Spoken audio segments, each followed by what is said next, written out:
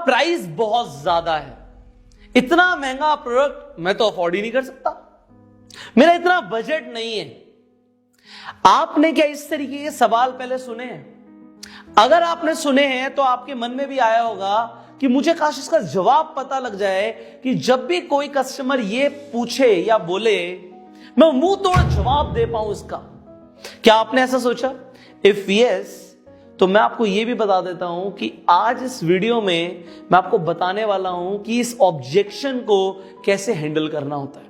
जब कोई कस्टमर बोलता है कि प्राइस बहुत ज्यादा है, महंगा है, बट मैं क्योंकि आपको ह्यूमन साइकोलॉजी पे बहुत ट्रेनिंग देता हूं, तो मैं आपको कहीं ना कहीं ह्यूमन साइकोलॉजी के बारे में पहले सिखाऊंगा और ऑब्जेक्शन हैंडलिंग बाद में बताऊंगा।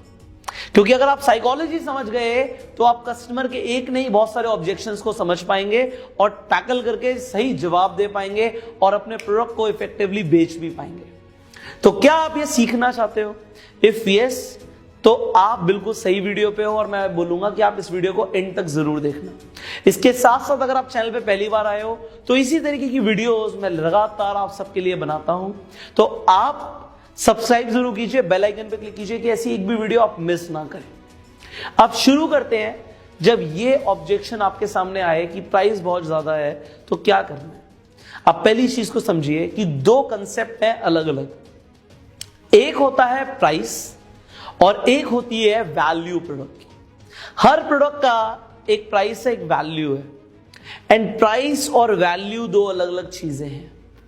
प्राइस वो होता है जो कस्टमर को चुकाना होता है, कस्टमर को पे करना होता है, और वैल्यू वो होता है जो कस्टमर को मिलता है।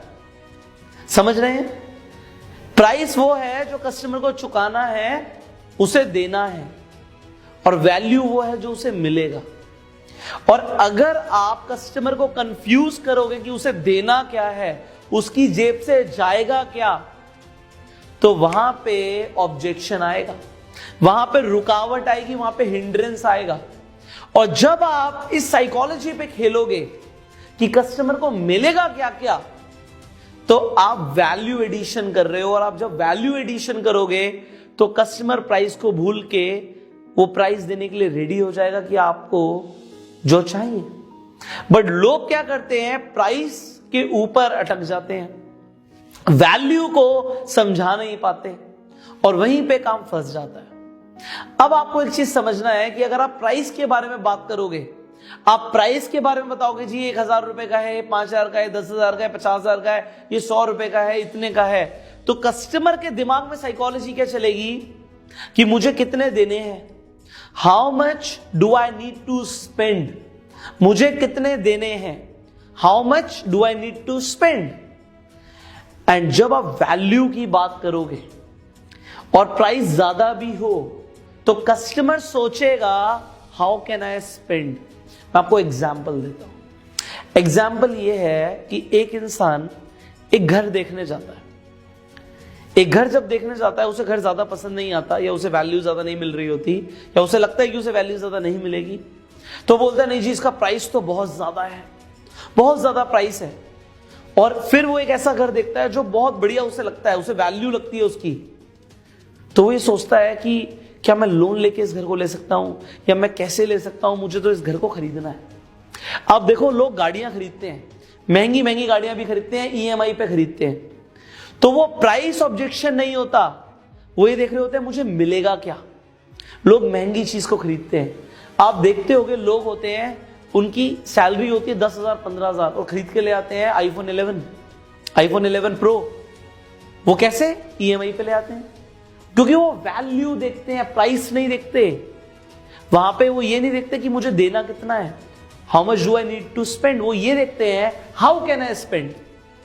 लोग मर्सिडीज खरीदते हैं, लोग रोल्स रॉयस खरीदते हैं, लोग प्राइवेट जेट भी खरीदते हैं, बट वो प्राइस को देख के नहीं खरीदते कभी भी, वो वैल्यू को देख के खरीदते हैं। एंड अभी तक आप जो बेच रहे थे, आप जो भी बेच रहे थे, आप प्राइस दिखा के बेच रहे थे या वैल्यू दिखा के बेच रहे थे, ये आपको देखना है कि अभी तक आप क्या कर रहे थे। तो साइकोलॉजी को समझना है, वैल्यू दिखानी है कि आपका फायदा क्या होगा। जब आप फायदे गिनवाओगे तो प्राइस मैटर नहीं करता, और फायदे और वैल्यू नहीं दिखाई और सिर्फ प्रोडक्ट की स्पेसिफिकेशन बताई, इंफॉर्मेशन दी, तो इंफॉर्मेशन से सेलिंग नहीं होती, वैल्यू से सेलिंग होती है। तो सेल्स को समझना पड़ेगा, कस्टमर ना कर रहा है, कस्टमर की ना को हां में कैसे बदलना है, ऐसे बदलना है कि आपको प्राइस की जो ऑब्जेक्शन है उसे खत्म करना है, वैल्यू को ऐड करके। अब होता क्या है, यहां पे ये भी समझते हैं कि कभी कभी लोग कंपटीशन में लग जाते हैं। आप एक मोबाइल खरीदने जाते हो, आप खुद सेल्समैन से बोलते हो अरे वो भी कंपनी का तो आता है, वो तो सस्ता है, तो लोग कंपटीशन की बात करते हैं। आप कुछ भी बेचोगे उसमें लोग कभी ना कभी आपका कस्टमर कंपटीशन ले आएगा। आप देखो, आप एक गाड़ी खरीदने जाते हो, आप उसके कंपैरिजन में कोई और गाड़ी भी रख देते हो, तो कस्टमर कंपटीशन की बात करता है, जी मैं BMW लूं या ऑडी लूं या मर्सिडीज लूं। वहां पे कंपटीशन की बात जब आ रही है तो इसे कैसे टैकल करना है ये भी समझते हैं, बिकॉज एवरीथिंग इज साइकोलॉजी। जब आप सेल्स कर रहे हो और without understanding the human psychology, या कोई बोल रहा है मैं आपको बेचना सिखाऊंगा, ग्राहक की ना को हाँ में बदलना सिखाऊंगा, तो अब ये देखो उसकी ह्यूमन साइकोलॉजी पे कितनी मास्टरी है।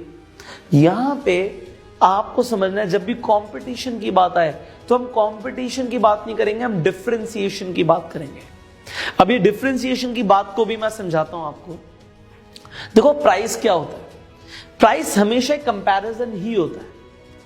ऑडी, BMW, मर्सिडीज, इन तीनों के प्राइस अलग है। एग्जांपल एक सेगमेंट में बात कर लेते हैं, C class Mercedes, BMW 320 and Audi A4, ये एक सेगमेंट की कार्स हैं और प्राइस में तीनों में फर्क है। सबसे महंगी एग्जांपल मर्सिडीज है, तो एक आदमी मर्सिडीज क्यों खरीदे, उसे ऑडी सबसे सस्ती मिल रही है, वो क्यों खरीदे। तो यहां पे सेगमेंट सेम होने के बावजूद लोग कंपटीशन की बात करेंगे। अब महंगा सस्ता क्या है, ये सिर्फ एक कंपैरिजन है। अच्छा एक बात मुझे बताइए, यहां पे आप कह रहे हैं कि मर्सिडीज सी क्लास महंगी है, बट किससे, आपने कंपैरिजन किया ना दो गाड़ियों से, बट मैं कह रहा हूं सी क्लास मर्सिडीज अगर 50 लाख रुपए की है तो ये सस्ती है, किसके कंपैरिजन में, एग्जाम्पल मर्सिडीज ई क्लास के कंपैरिजन में जो 75 लाख की है, तो 25 लाख रुपए सस्ती हो गई गाड़ी, बट आप तो कह रहे थे महंगी है। ये महंगा सस्ता जो होता है ये कंपैरिजन में होता है।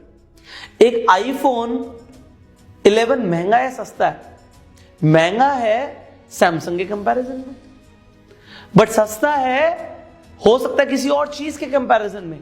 तो सस्ता महंगा हमेशा कंपैरिजन होता है। आप कोई कहे कि एग्जाम्पल एक पेन है, रेनॉल्ड्स का पेन है, महंगा है सस्ता है, महंगा है तो किसके कंपैरिजन में महंगा है, और सस्ता है तो किसके कंपैरिजन में सस्ता है। हो सकता है आप कहें रेनॉल्ड्स का पेन सस्ता है पार्कर के कंपैरिजन में, तो पार्कर महंगा हुआ, बट मैं कह रहा हूं पार्कर सस्ता है क्रॉस के कंपैरिजन में, क्रॉस कंपनी के पेन के कंपैरिजन में, और क्रॉस सस्ता है विलियम पेन के कंपैरिजन में, और विलियम पेन सस्ता है मॉन्ट ब्लैंक के कंपैरिजन में। तो हर चीज कंपैरिजन होती है। अब जब कस्टमर के दिमाग में कभी भी लगे ये चीज महंगी है, तो आप कंपैरिजन की जगह डिफरेंशिएशन पे आ जाओ कि अलग क्यों है। प्राइस ज्यादा है क्यों, क्योंकि तीनों से ये इसलिए अलग है। तो अलग वाली मेंटालिटी लानी है, डिफरेंट वाली मेंटालिटी लानी है, डिफरेंशिएशन की मेंटालिटी लानी है, यूनिकनेस की मेंटालिटी लानी है, कंपैरिजन और कंपटीशन की मेंटालिटी नहीं लानी। कंपैरिजन और कंपटीशन पर क्रॉस मार दो। कुछ लोग बहस करने लग जाते हैं, सामने वाले के प्रोडक्ट को नीचा दिखाते हैं, ये बहुत बड़ी गलती करते हैं। हमें कभी भी सामने वाले के प्रोडक्ट को कम नहीं दिखाना, उसे नीचा नहीं दिखाना, अपने प्रोडक्ट को ऊपर दिखाना है। तो कभी मैं कार्टून जब देखा करता था, तो एक कार्टून में मेरा एक फेवरेट कार्टून होता था तेनालीरामन। तो तेनालीरामन में एक बार क्या हुआ, मेरे को आज भी वो कार्टून याद है कि उसमें उन्होंने ड्रॉ किया एक लाइन और बोला इस लाइन को बिना मिटाए छोटा कर दो। तो वो बच्चा कंफ्यूज हो गया कि मैं कैसे करूंगा, तो वो अपनी इरेजर लेके मिटाने की कोशिश कर रहा था, बट उसे मना किया कि बिना मिटाए छोटा करना है। तो फिर मास्टर ने क्या किया, उनके जो टीचर थे उन्होंने क्या किया, गुरु ने क्या किया, एक और लाइन खींच दी जो उससे बड़ी थी।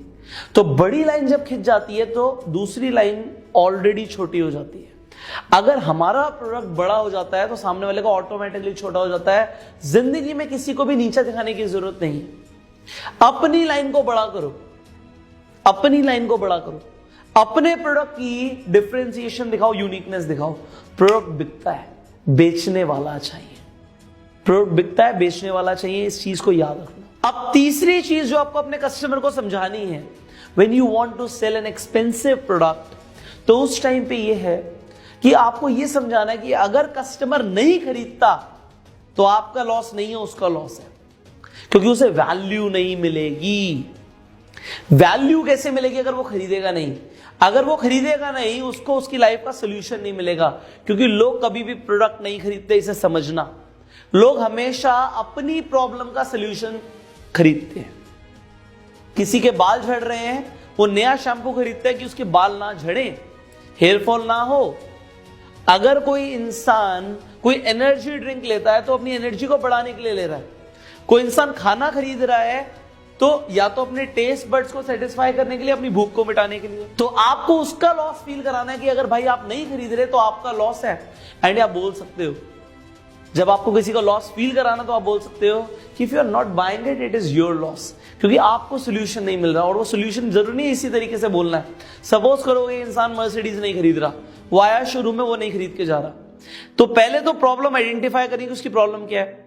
एग्जाम्पल, उसे अपने घर में अपनी बहन को शादी में गाड़ी देनी थी, तो लॉस कैसे फील कराएगा एक सेल्समैन? वो ऐसे फील कराएगा कि सर अगर आप मर्सिडीज के अलावा और कोई भी गाड़ी देते हो ना तो वो क्लास नहीं आएगी। आप नहीं खरीद रहे, आप ही का लॉस है, क्योंकि इस गाड़ी के साथ अपनी एक ब्रांड वैल्यू है, इस गाड़ी के साथ अपनी एक वैल्यू जा रही है। वैल्यू समझ रहे हो जो मैंने अभी आपको समझाया? तो वो वैल्यू नहीं मिलेगी आपको, आपका लॉस है, आप मत खरीदो। तो ये वैल्यू का लॉस उसे फील करा दिया, कस्टमर खरीदेगा। कस्टमर खरीदना चाहता है। अब जब आप वैल्यू बहुत ज्यादा दिखा देते हो एंड कस्टमर एंड में पूछता है इसका प्राइस कितना है, आप उससे पूछो, इंस्टेड ऑफ यू टेलिंग कि सर ये तो 1000 रुपए का है, बस आप उससे पूछो अगर आपको एक ऐसी चीज मिल रही है तो इसका क्या प्राइस होना चाहिए। उससे पूछो इसका क्या प्राइस होना चाहिए। और अगर वो प्राइस कम बोल रहा है तो ये समझ लेना आपने वैल्यू ज्यादा नहीं दिखाई। आपको यहां पे फोर्थ पॉइंट बता रहा हूं कि अब सवाल पूछना आपको है। वो बोलते हैं ना, सवाल का जवाब मत दो, सवाल से ही उसका आंसर देने की कोशिश करो।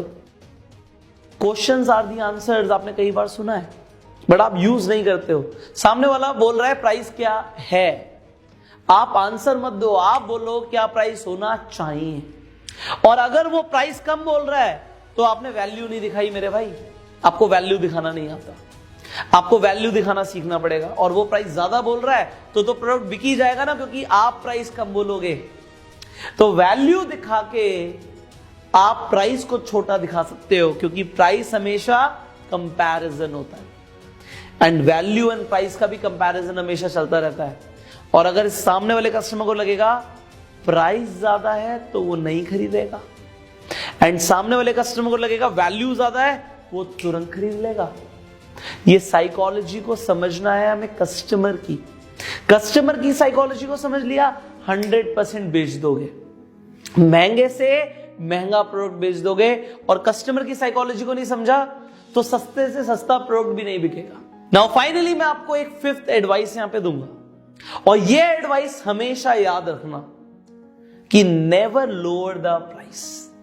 प्राइस को कम नहीं करना प्रोडक्ट के, क्योंकि अगर आपका कस्टमर ये कह रहा है कि प्राइस बहुत ज्यादा है, तो पहली चीज जैसे मैंने आपको समझाई कि आप वैल्यू नहीं दिखा पाए तो उसे प्राइस ज्यादा लग रहा है। और या तो दूसरी चीज यहां पे आएगी कि आप शायद गलत कस्टमर से बात कर रहे हो, क्योंकि प्रोडक्ट तो बिकेगा और हर प्राइस पे प्रोडक्ट बिकता है। आप गलत कस्टमर से बात कर रहे हो, दूसरा कस्टमर ढूंढ लो। फिर या तो आपने वैल्यू दिखाई और तब भी नहीं खरीदा, तो you are talking to the wrong customer. And finally आपको लगता है कि इसके पास पैसे भी हैं और मैंने वैल्यू भी दिखाने की कोशिश करी और तब भी नहीं खरीद रहा, तो यहां पे प्रॉब्लम आ जाती है स्किल्स की।